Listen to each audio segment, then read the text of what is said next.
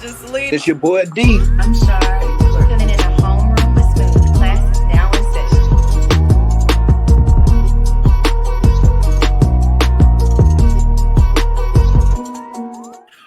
What's up, y'all? This is episode 226 of the Homeroom with Smooth podcast. This episode is called Cry Me to Sleep, okay? All right, Cry Me to Sleep, all right? So I got with me the wonderful, as usual, Shar, okay? And I got with me Frankie as well, you know? I need to, you know what? Our face is so close to the camera. Because I want to see your beautiful face. That's why. We want to sex we wanna sells, make and you're sure the that we're- sexiest person on here, Shar. That's Yeah. why. You know what I'm saying? Like, and it makes the clips easier to do. Like when we go to do the short forms of it, it makes it easier. Well, thank God I actually put some effort into my I thought you were just born that way, Shar. everything Look right at the now. nails. I see you with the ring finger see with a different color. I see you. Okay. I thought you were just born that way. I thought you just woke up like as as a goddess. So my bad. I didn't know you put any effort in that. Frankie definitely he never lets up, does he? This boy said, "I'm gonna get." He's like One way or another. Have you seen the future memes? He's like the opposite of the future memes. You seen the future memes? Where he'd be like, it just started raining outside. I started thinking about you, girl, because you light up my sunshine. Like he's like damn. Non-toxic future. Boy. He said he's trying to expand to the East Coast. I'm trying to, but you see, I'm going to North Carolina. She's going to South Carolina, like avoiding me and shit like that said too. North Carolina too, actually. So, oh shit. Okay, good. Yeah. This man finna pull up. Don't do that. My brother and my dad are crazy to dunk. He going for the dunk. Like outlet. Sorry. Mm-hmm. I miss you guys. This is just fun. Yeah, it's been a minute. You know what I'm saying? It's been a cool little minute. I don't know how long it's been, but it's been a cool little minute. You know. So our first topic of the day, unfortunately, is actor. Somebody please say his name because I ain't got it. Tenoch Huerta. Tenoch Huerta. Yeah, I got the last part, but Tenoch. Like, where's he from? I do not know. I don't know, but he appears to be Native American. Let me go find out. But his last name screams Spanish. Well, Native Americans are Spanish as well. He is a Mexican star. Jose Tenoch Huerta Mejia. Sometimes Mexicans look Native American too. Yes. Oh, yeah, that's true. That's true. So he is an excellent actor. He's appeared in a number of movies in Latin America and Spain, starring in both feature films. So he's a villain in Wakanda, or what's the second Wakanda Forever. Yeah, he's a villain in that movie. 42 years old. Dang, he's 42? He's 42. Boy, old as fuck. He's 42 old. Damn. No, I feel like that's behind me now. Hey, right. Jeez, I'm not far from the 40s. I know. I can see you. This only 10 years away. Fucking Gen Zers over here trying to date me, make me feel fucking old. Bruh, man. Like I realized just a small segue on that topic. I realized talking to like somebody that young, it just does not work. Like the communication barrier is like really weird. Like, cause I go to talk about something or I make a reference. What's that? Like, I just go, you know what? Never mind. It really depends. It really depends because I don't know. It really depends because like I party with like 45-year-old men and they be hip. Like they listen to the same music I listen to. Like it depends. No, but he's talking about younger people though. Like younger. Yeah, but I'm saying if you're dating somebody, I'm saying like for instance, I'm the one younger than these men that are 45, and I still don't feel like they're not. So because you're closer. I'll put it like this. No, go ahead, Frank. Oh, is it because you relate more to Gen X than we relate to Gen Z? Okay, yeah, that's the point. But child, them 90s babies. They're built different.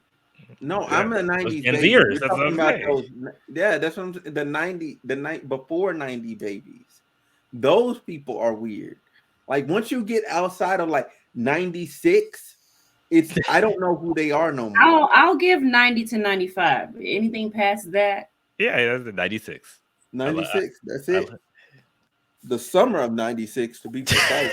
If you're ah, born after the summer of 96, like you got problems. Like your world outlook is wrong. You got a cell phone too soon. That's what I blame. You got a cell phone too soon. I had to go outside and like eyeball the street lights. You know what I'm saying? I think the sun hitting about right. I gotta run home. But anyway, to get back on topic to this guy who's not running away from these allegations, he's trying to face them head on. head on. So what is her exact statement? Did you read those? There was not an exact statement, because pretty much her statement was actually on a podcast that was released without her consent, and then she kind of just followed up with some tweets. who is she? Y'all gotta give them the background now. Okay, so her name is I'm saying like you gotta give them the background story. Maria Elena You just jumped into allegations. Rios. Yeah. Maria Elena Rios. She's a Mexican musician and activist. Okay. She said no, that's what he said. Where's her statement? Okay, she said, I made it very clear to them when I left their group that they protect violent and sexual predator of they protect men like Tenoch, and that they did not publish anything about me. They still went to look for me at the consent of hypocrite to avoid scandals. Oh yeah, this is a terrible translation. Whoever did this translation should be fired. But I'm assuming her thing was they published it without her consent, and they went on to look for her, to try and like get other statements from her to try and like pretty much. Okay, so she went on a podcast, and then after the podcast was released without her consent, is what she's saying. Then she tweeted again, like, why am I talking about it? Because I have a process. Why didn't I report it? Because I was afraid that that this would happen. And people who refuse to believe that a superhero is an abuser, manipulator, and sexual predator. Yes, you, Tenoch Huerta, abused because you know you have power. Mm-hmm. So she's saying that it happened. It happened in this podcast by Porto Prieto. And then I guess so. Then she is also saying that the podcast was used without her consent, and so then she tweeted about it. So that's how the tweets came up, because she tweeted after the podcast came out.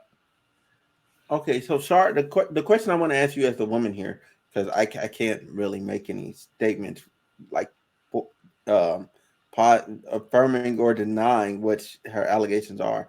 And then you move right next. So the question I really want to ask you is, with what do women mean by power dynamic? Because I don't typically women date someone that they view as above them. So what is power, and what would an abuse of power look like to you? Like, because I don't know what that's like, because I'm always the older one. I'm always the stronger one. I'm always the one with more money. I'm always, you know what I'm saying? So I'm like, okay, I have power, so I don't know what it's like to not. I mean, I'm going to assume from this situation, she's saying that because he's a man, and there's often allegations made against men in Hollywood who have abused people because of the power they have. No one cares, and so that's often why women stay silent and don't share these stories, because they feel like no one's going to address them, because that person is held at such a high regard. For instance, Bill Cosby, he got away with that stuff for years, and then women didn't feel comfortable coming out until he went legally blind and couldn't really. It's helpless, right? Because now he's kind of powerless now with those factors involved. Okay. Do you also think it's because since he's in, because it seems like they were like in a band together or whatever, so he was like the headliner. So do you think she also thinks that like the kind of like the power is misconstrued because he was like the headliner and she was kind of, for a lack of a better term, and like I hate to say it, but that's the only way I can think about it, like paying her dues, because unfortunately that's kind of like the reputation. So it's why she didn't want to talk about it, because even if it was, because even though it is wrong, it's pretty much accepted, so people don't see it as wrong. So do you think that's another reason why she kind of just was like, fuck it? So I don't want to speak on her behalf. I don't know what she thought, but what I can say from the outside looking in, it seems like she felt like he would be protected, and that anything she said, they weren't going. She wasn't going to be the protected one in the situation. Like the victim would not be protected in any kind of circumstances. Like they would make him the victim. Like, oh, she's coming out and saying this, and now this happens all the time, and so unfortunately it does. So because we've seen so many situations like this come out, I think naturally sometimes women automatically know. I know if I speak out about this, I'm automatically going to be the one shamed and the one that's like, oh, you're lying. Unfortunately, it's sad, but that's the reality of what a lot of women go through.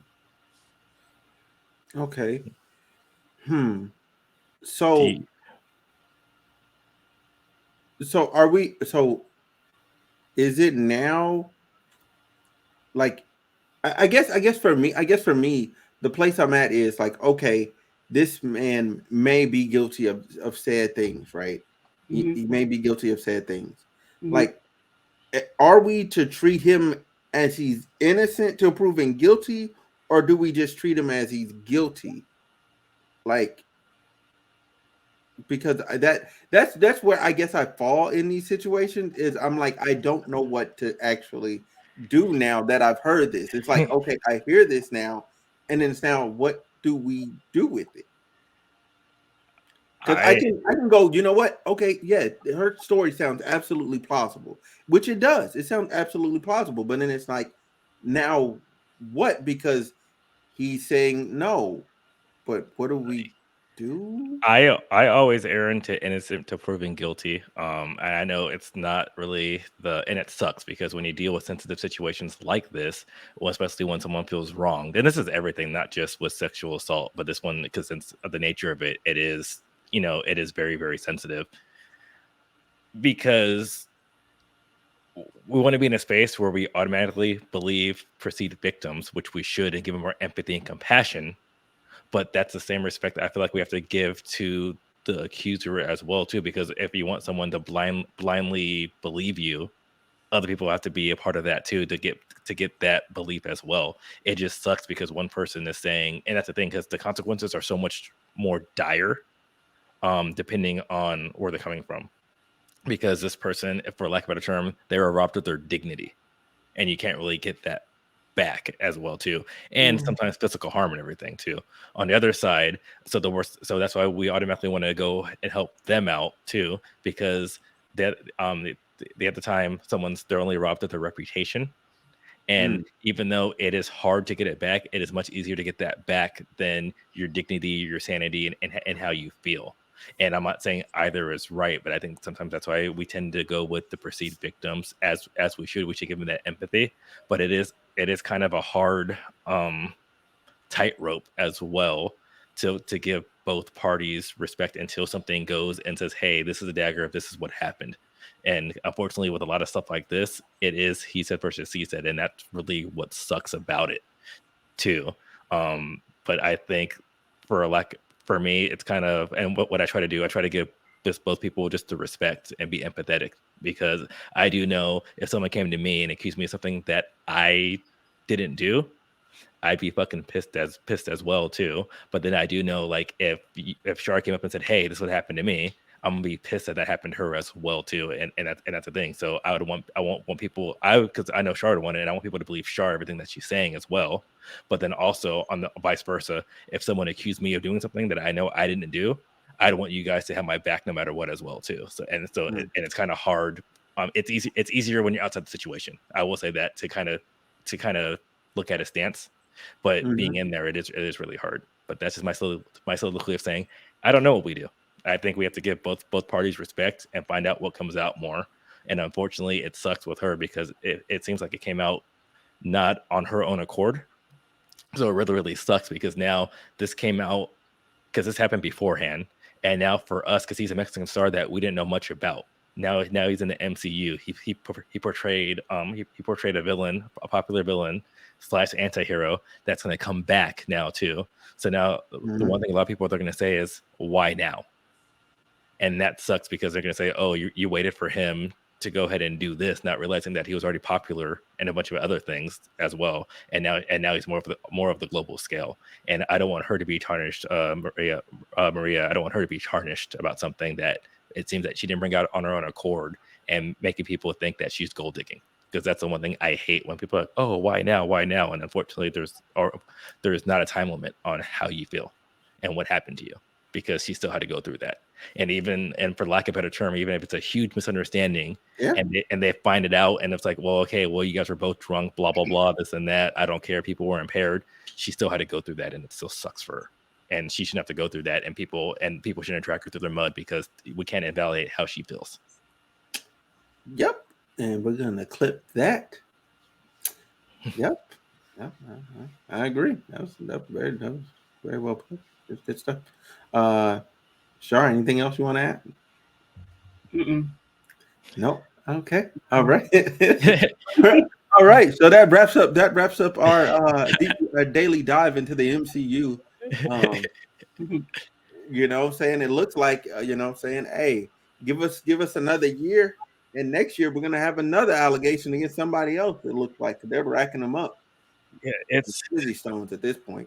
Yeah, like I don't know. And that's why like it sucks just being in that field. And I know before we talked about Me Too and everything, and unfortunately, hopefully this does, and this might be so at a topic off or whatever like that too, and I might be totally wrong. It seems like some, for lack of a better term, people who do certain things or cross the line, it seemed because, like we said before, it's Hollywood. People paid their dues. That's the way things were done. So unfortunately, it seems like these people, if they do cross this line and they're assaulting people, they don't think they're doing anything wrong because that's the way things were done. So you can say they're not necessarily super bad people. They're just doing bad things because they think it's okay because of the ignorance. So I'm hoping that changes down the line. We change the behavior so that in 10 years we're not dealing with this crap where it's people are getting assaulted and they don't think it's assault because alcohol is involved or they're doing stuff, or that's the way people pave their ways, or these women, they feel like they have to do that to get ahead in their life. So I am hoping that does change, because I think that seems to be like the common denominator when things like this happens. Like, oh, like people, they're paying their dues, and people, they think that's the way things should be done still because that's the way things were done. Okay. All right. Well, here's the reason why we're crying ourselves to sleep. It's not that, but it's due to Mr. Devon Franklin. Okay, he opened up about his divorce from Meagan Good and says they still talk and they're good friends. But first of all, he had this to say before he said all that. Have you healed? Because I know your breakup was very public. Sure. Have you got a chance to heal? And how are you doing mentally? Mentally, I'm doing much better. But the process to that, like I can sit here before all of you and have this interview and be calm and introspective and all that, but that comes from a process. I mean, there are nights, I'm crying myself to sleep. There are moments when I've been angry, but I've allowed myself to feel whatever I felt in order to heal. Because in my experience, when I'm like not facing what I'm feeling, then I'm trying to find something else to help me get through the pain. Do you regret writing a book like The Wait? You and Meagan wrote a book called The Wait, Powerful Practice for Finding the Love of Your Life and the Life you love. Sure. Do you regret that? Are you going to offer? No, of course. Why would Charlemagne is crazy. Charlemagne is crazy. So what y'all think? Oh, we'll jump back to that. All right. So what y'all think about this man crying himself to sleep, man? After that, I think there's a stigma against men when they share vulnerability and the fact that they're human and they feel as well. They have feelings. They grieve. They process things as the same way that we do. And so I commend him for being honest about crying himself to sleep and dealing with this the best way he knew possible. It's unfortunate that in this society today, when men speak out and share things like that, they're labeled a simp or Russell Simmons, and that is the reason why a lot of men do not share their side of things like this. They keep it to themselves, and they might say idiotic shit. Like there's some men who break up a woman and then they just be like, oh fuck her, she was the one who was wrong, she's the one who did me wrong, she did it. I don't have any feelings. Like no, I loved everything that he said in that clip. Frankie, thoughts? I definitely agree. I think I said it many times on the show that and I think that's really what toxic masculinity is. I think people, they take it to like the next level, but the fact that it's looked down upon when guys can't share their feelings, guys can't say, hey, I love another guy. We just use anything that's not that, like Shar said, it's you're being simp, you're gay, you're this and that too, and we use that as the running joke. So I think you really do need to be able to talk about your feelings, and especially to other men. It's healthy because then there two things freaking happen too. And I think if men are able to talk to other men about stuff that actually freaking, for lack of a better term, matters, it actually makes a relationship with your partner, especially if it's another woman, a lot easier because usually you talk to people about stuff like that with females. And then that's when lines are crossed and blurred, and people don't freaking trust people at all too. Because instead of me talking to Smooth about my problems, what I'm going and how I'm feeling, I'm talking to Shar about my problems, that too. And then and this is all hypothetical because I don't have one. And then my lady on the side's like, why are you always talking to Shar? Why are you doing this? Why are you blah, blah, blah, this and that too? Don't you have friends? Why are you and Shar close? And it brings that, and that's part of the issues, because it's okay. Like I said, it's more okay to talk about more stuff like that of someone of the opposite sex. And unfortunately, and I think men, they need to get over that. And it's okay to talk to other men about stuff that actually matters, about how you're feeling, to even do like a wellness check. And that's something that a lot of guys don't do. It's like, okay, hey, how are you feeling? Because I'll say this, when I went through my divorce, not a lot of guys were like, hey, how are you? A lot of times it was a lot of girls saying, hey, how are you feeling? How are you doing this? How are you doing that? How are you doing that? And guess what? So then so after I got divorced, I actually made a lot of friends that were girls. And guess what? That was a big issue going into my next relationship. Because the girls like, why are you talking to all these girls? And it's like, well, because they're the ones that actually freaking cared about me and said, hey, how are you? Like, what are you actually feeling? Okay, so my thoughts are, I'm just here to make jokes, man. Like, how I want to know, like, how many weeks did he cry? Like, because that's Megan Good. Like, that's Megan Good. Like, I would have been sick. I would have called in sick, like from the church. I would have called in sick. Like, y'all having a guest pastor for the next month. You know what I'm saying? Like, I need to go touch grass somewhere. Like, I need to go be outside. Like, I need to go somewhere. All right, because Megan Good.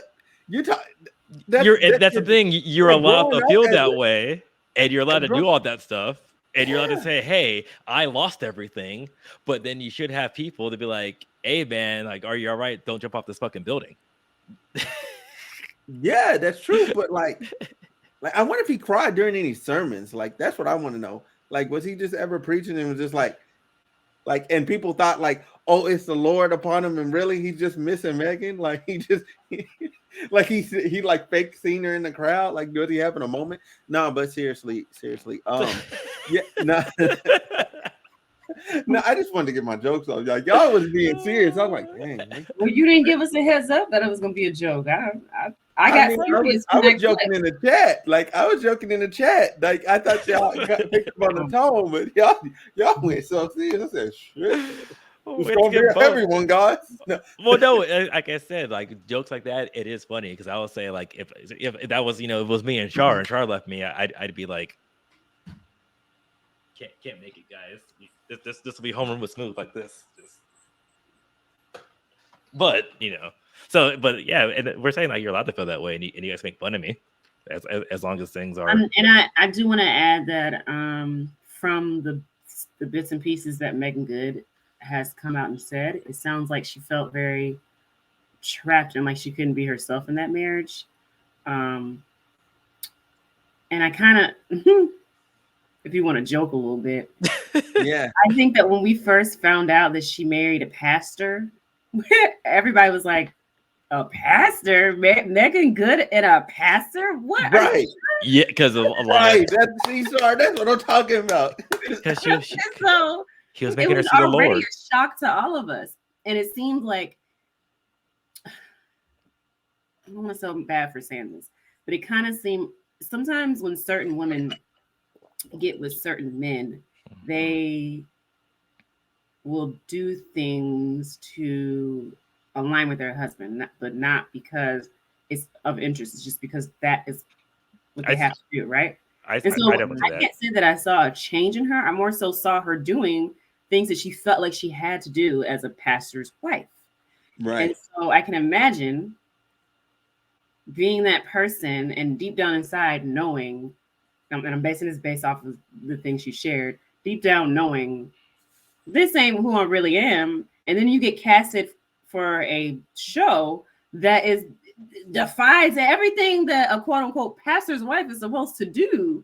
You're now conflicting two different people, like it's two different sides of you. Because now the church people looking at you like, why is she acting in this show? The show is centered around sexual freedom and you're a pastor's wife, like it was just a lot going on with that. I have a question. Do you think he made her see the Lord? No, I did a couple times. I think you know what? I'm not doing that.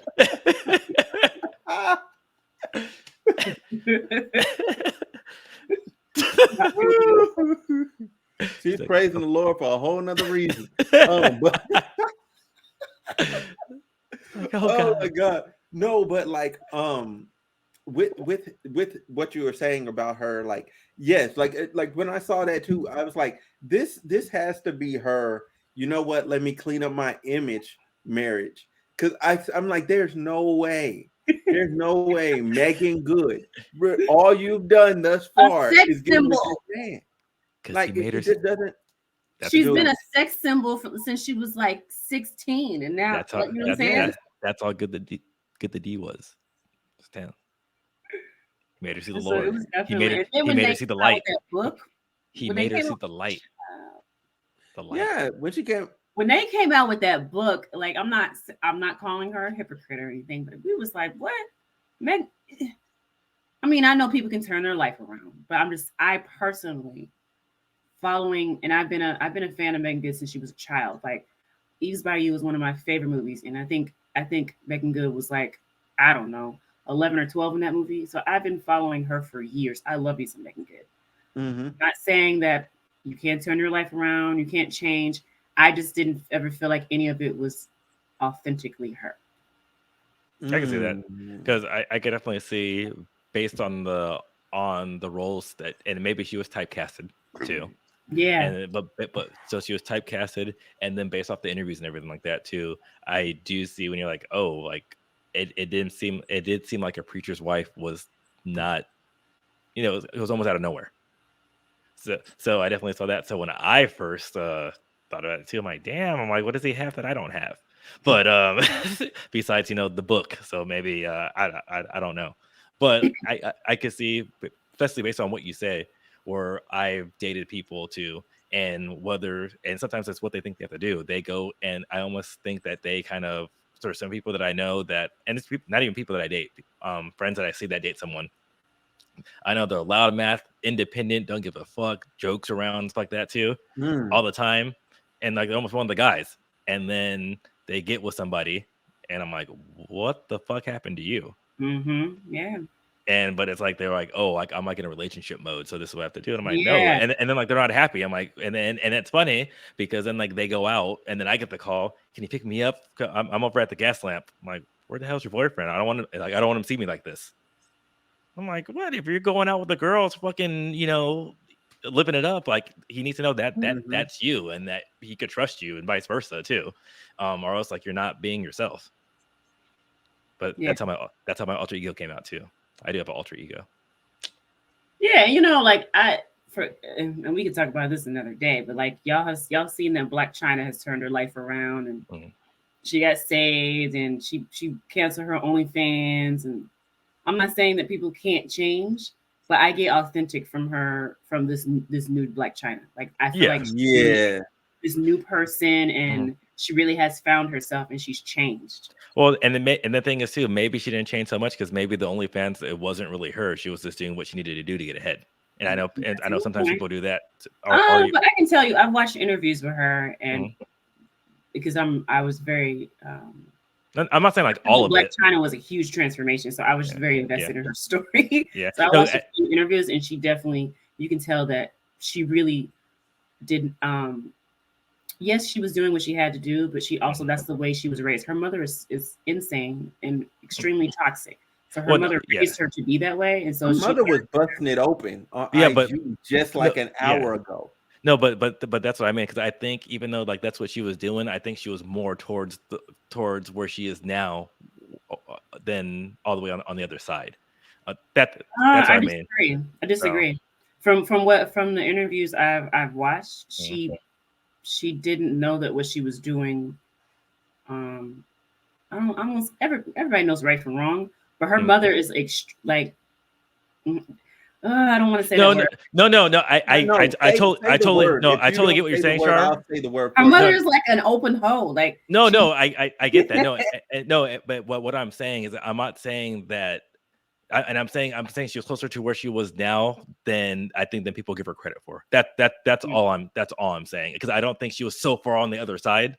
And like, if we're using like her mom as the baseline for something else, I think she was further away from where her mom was than people give her credit for. That's all I'm saying. I'm not saying she didn't put in the work, and I'm not saying that she didn't go through a transformation. And I'm not trying to take any credit away from her at all. I might be trying to do that, because I'm just saying because I think she thought something, and there's something in there that says, "Hey, I want to go over here." That's all. While we're talking about this, and we're kind of here, and we're kind of on this topic of her, I thought of something, right? Like, why does everyone feel like, you know what I'm saying, they can do what Cardi B, what Angela White did, what several of these other women have done, and get their outcomes? Like, because I see that like an overarching trend of like everybody's like, because for instance, like we just had the thing, I don't know if y'all was watching, but like the girl from Home Depot, like the girl, she posted that she worked at Home Depot, and everybody got really upset with her, that, you know what I'm saying, because they said that she was downing the OnlyFans girls and the sex worker girls, when really all she said was, I'd rather just have my moral integrity, you know what I'm saying, be able to look back at what I did in a kind light and not feel any type of way about it. Okay, so go ahead. Go ahead. You can go ahead. So I'm a huge Cardi B fan. I love her story, and the reason I love Cardi B is because she's as real as it gets, and she's been real since she came out, and she has been honest that she did what she needed to do, but she knew it was wrong. She knew that, and she was a dance. She has a line in her song that says "Dance, not strip." Don't get it confused. So she was a dancer, and she did what she needed to do because she had no money, and she was at a very low place, and that's all she could do. But she had a plan in her mind, and she said, I knew that I could not get wrapped up in this life forever, and I needed to get the fuck out. So I did what I needed to do for a couple years, and then she always knew she wanted to be a rapper. A lot of people doubted her, but she had a vision, right? And so I want to put it out there that I don't see anything wrong with dancers. I don't see anything wrong with that profession. If that's what you want to do, then by all means, go do that. However, I do get what you're saying about, we do have people that come out and they feel like they can be the next Cardi B's and Black Chinas or whatever. If you're just doing it to follow the footsteps of somebody else because you feel like that's the only way you have to get there, I don't support that. but that you literally have no choice because like Black China and Cardi B, both of them, that's all they knew to do. That's the only resource they had. It just so happens that when they share their story, they're very there's a lot of very similar stories. Yeah, I'll stop there. Mm-hmm. I think, especially in this age, where how information travels, I think people they're always looking to be like the next thing, the easiest way possible. So that's what and since now people they know the story, they know the story, so they know about the beginning, and then they know where they are now. They don't see how they got there.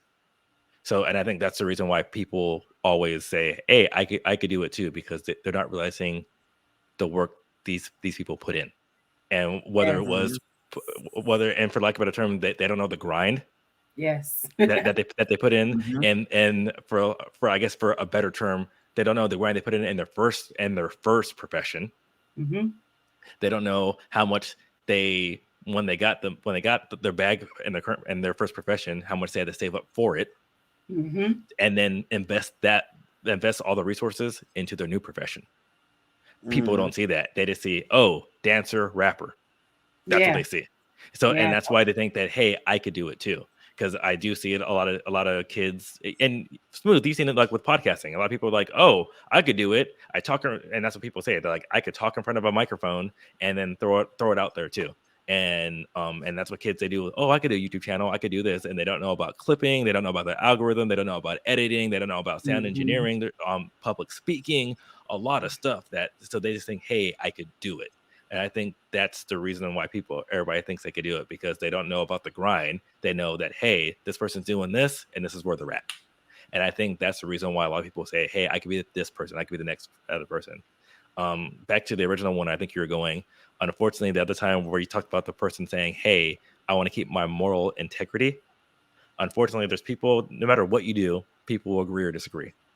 Unfortunately, sometimes people they need to find a better way to state their opinion.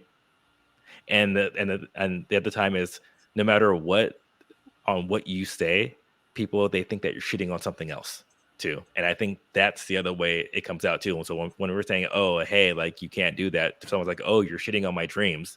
And I think that's why people don't say that, hey, this is their story. Because I do talk to some kids, and you're trying to explain to them something, and they get all mad because all they want to hear is like, you could do it, and not this is everything that you have to do. And even talking about to kids about YouTube and everything that goes into it, I'm like, oh, this is what you might need to do. They don't want to hear that. They want to know that, hey, I can record and I can upload it, and then I'm gonna go get stuff. And it's like even TikTok now too. People think that. Yeah, and I also want to add with the young lady, she is a devout Christian. Like, so she's like that's her faith. That's her whole brand. Her whole brand, all her content, all her social media, all of that is faith based. And then she does some fashion stuff on top of it. Like, that's it. So so when she said that, and I was like, what did y'all expect her to say? Like, did y'all think she was gonna say something different? But I could say, if her being a devout Christian, where she's supposed to respect other people and uplift other people too, I could take that as an assault against her character, which she shouldn't do it as a devout Christian. That's why I think sometimes people they need to be better at stating that, hey. So. Because Christians are supposed to be non-judgmental. So okay. Wait. So look.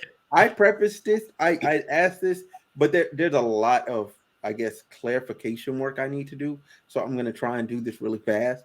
So when she made her statement, she didn't make it at anybody. She just said, because the original post was, she's like, people tell me I'm too pretty to work here or whatever. And then she's like, and then so it went viral. Because people were like, oh yeah, you are too pretty to be working at Home Depot.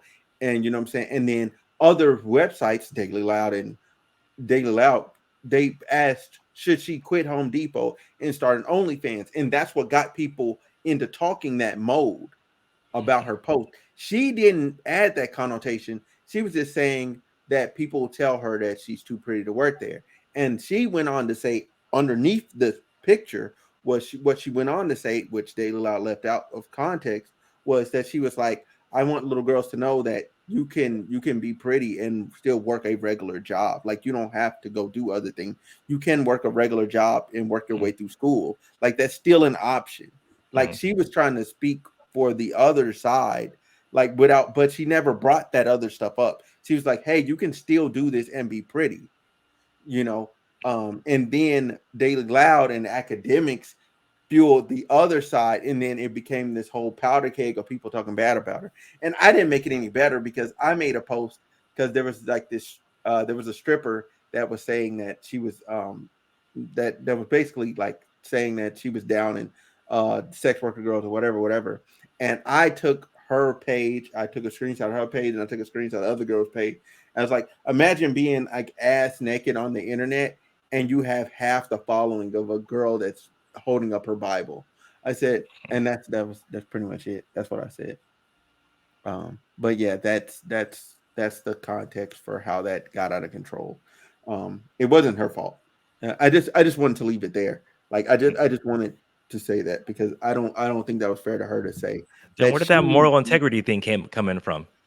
Moral integrity. So the moral integrity piece. So here's where the moral integrity piece came from. The moral integrity piece came from was a statement she did make when she was getting a lot of the backlash, and this is where, or a lot of the, I wouldn't say it was even backlash. It was people, what I'm saying, commenting at her, what I'm saying, and what she said was, I want people to know that they, what I'm saying, there's a right way, and she put right in all caps to make money. And I think that's where it fueled the moral integrity piece came from. And that was the statement that really set people on. And that's what I'm saying. And as a Christian, and you're trying to say like the right way, and that's the thing too. It's like, because if you're pretty, and so then, and not even that's the thing, because I'm gonna do this. If you're pretty, and then they said, hey, come on this TV show, and come do this for your looks, whatever, be an extra. So you make $500 for sitting on set for 2 hours, like. That's the right way, and that's based off your looks. So, and that's raw, but that's where you can go into a rabbit hole, and it's the thing. So, and that's all I'm saying. There's no doing here. there's no right or wrong way. So, and that's where I'm like, hey, she shouldn't have said that, especially as a freaking Christian. So you need to be accepting. Okay. Hey. And even dancers too, like that's it. Like look. So I want to let it be. I want to let it be known. You know what I'm saying? Like, I don't have anything against it. I've dated girls that were I was just saying as a devout Christian, that because that's what Char says, she's accepting. I'm defending myself. I'm just saying I've dated dancers, I've dated former dancers and all sorts of other stuff. I've dated women from all career works of life except for P stars. I have not. I don't see myself doing that. I don't think that that's a line for me, and it's okay to have boundaries. Like I just I don't want to have to see you online. Like, actually, no, the worst part, because I couldn't do that, because I'll say why. It's not the fact about a profession. I don't want my friend to be like, yo, have you seen this? And not even know that I'm dating the person. I'm like, look at this. And I'm like, oh, because that's the thing when they, when you get it, like, and you're like, oh, like, why are you sending me this? That's the, I don't want somebody to see exactly. No, I'm with you. Like that. So, but yeah, everything else is great. As a devout Christian, that's my fault, because I brought up the Black China thing and got us all on a different side. I'm just saying, as a devout fine. Christian, you should be more accepting of people and not say that there is for you to be a Christian and judge people. We can talk about that on it, because I can talk about that for days, all day, every day, twice on Sunday. Wow. Okay. All right. Well, ladies and gentlemen, boys and girls, that has been the Homeroom with Smooth podcast, episode 226. Cry Me to Sleep. All right. Welcome. You know what I'm saying? And cry me a river. Cry me a river.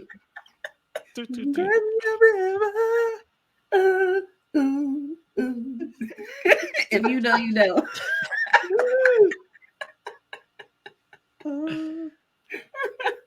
Oh my God.